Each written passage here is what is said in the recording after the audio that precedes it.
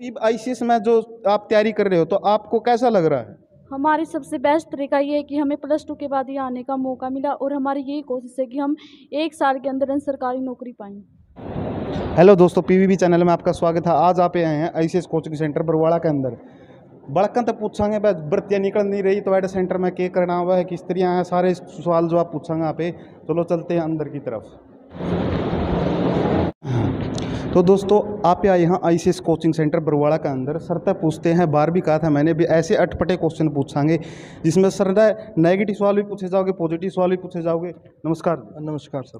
तो सर ये बताइए, आईसीएस कोचिंग सेंटर में जो बालक कोचिंग लेने आवे है, ये भर्तियाँ भी कुछ लिखने लग रही, तो भर्तियाँ नहीं लिखने लग रही, क्या फायदा जी इनका पढ़ने का? जी फ़ायदा तो देखो जी, बच्चों को स्टडी तो करनी चाहिए कंटिन्यू। भर्तियाँ आज नहीं तो कल ज़रूर होंगी।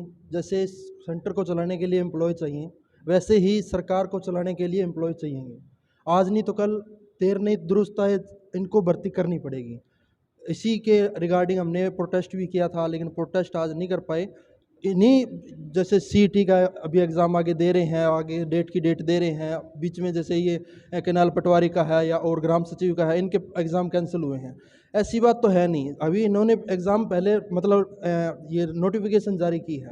ये भर्तियां ज़रूर होंगी, आज नहीं 2 दिन रुक के होंगी। बच्चा अगर कंटिन्यू रहेगा तो वो कहीं ना कहीं अपना सिलेक्शन ज़रूर लेके जाएगा। तो मैं यही कहना चाहूँगा कि अपनी तैयारी है जो वो कंटिन्यू रखें। नमस्कार जी। नमस्कार जी। तो आपका क्या कहना जी? सर हुआ है कि जो बच्चे आवे है, जिस तरह ऐ का नहीं, कई बालक इस तरह भी हो, वह नेगेटिव भी हो, पॉजिटिव भी हो। कितने बालक नेगेटिव हो जे है, वह भर्ती तो लिखट दी को नहीं, वह क्लास छोड़ कर बिक जे है, कौन जानते जी? बात ये है कि जो बच्चे नेगेटिव होने की बात है, बच्चे नेगेटिव कब होते हैं? जिसने नहीं पढ़ना हो तो नेगेटिव रहेगा रहेगा। बिल्कुल सही बात। और जिसने पढ़ना है और अपना जीवन स्तर को सुधारना है, वो पढ़ाई उसने अपनी जारी रखनी पड़ेगी। ये फैक्ट बात है। दूसरी रही बात, वैकेंसियाँ नहीं निकाल रही गवर्नमेंट, और आज डिपार्टमेंट इतने खाली पड़े हैं भी जिसका मतलब काम नहीं चल रहा, पब्लिक के काम नहीं हो रहे। अब उन बच्चों का जब ये तैयारी करेंगे, एकदम से वैकेंसियाँ निकलेंगी और ये बच्चे के सारे एडजस्ट भी होंगे, और सरकार ने उनकी भर्तियाँ निकालनी पड़ेंगी हर हालत में। ये कितने दिन रखेंगे ऐसे? मतलब अगर नहीं निकालेगी तो आप ना खुद ना निकलवानी पड़ेगी।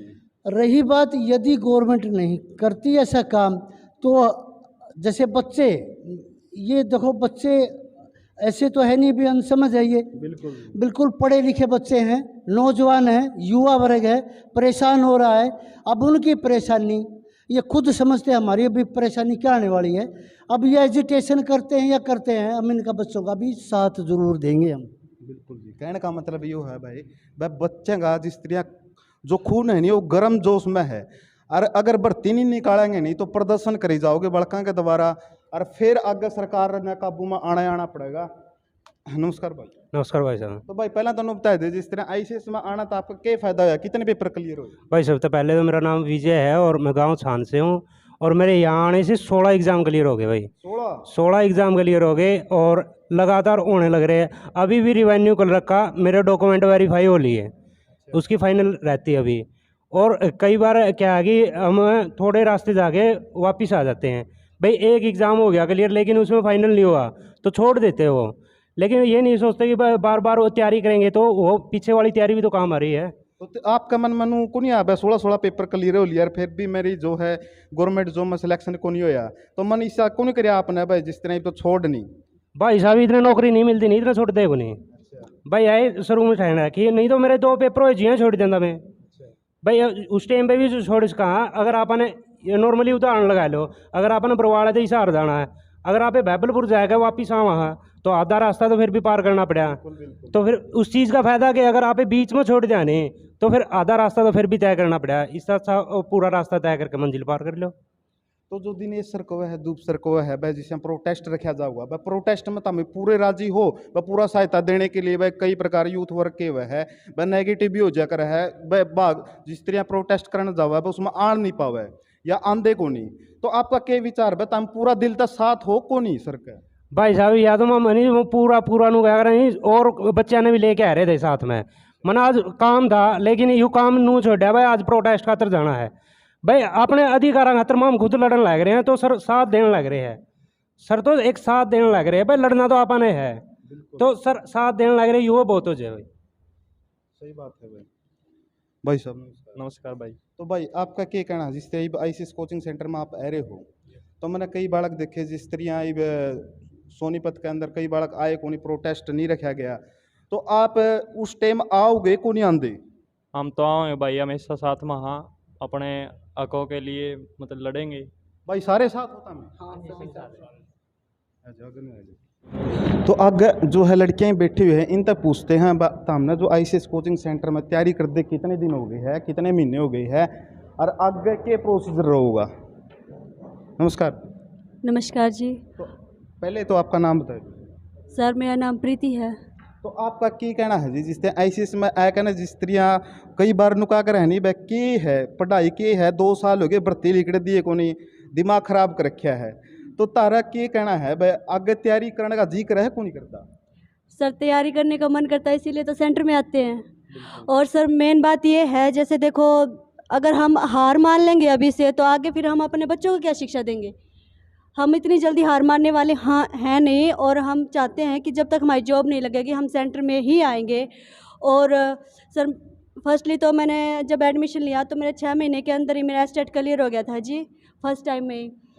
और उसके बाद जैसे कोरोना की वजह से 2-2.5 साल तक नहीं आ पाए, तो अब मैंने दोबारा से एडमिशन लिया। और हालांकि मैं ये बताना चाहती हूँ कि मेरे बच्चे भी हैं, जिसमें मैं बच्चों को अपने घर पे छोड़कर, उनको स्कूल में छोड़कर और फिर मैं सेंटर में आती हूँ।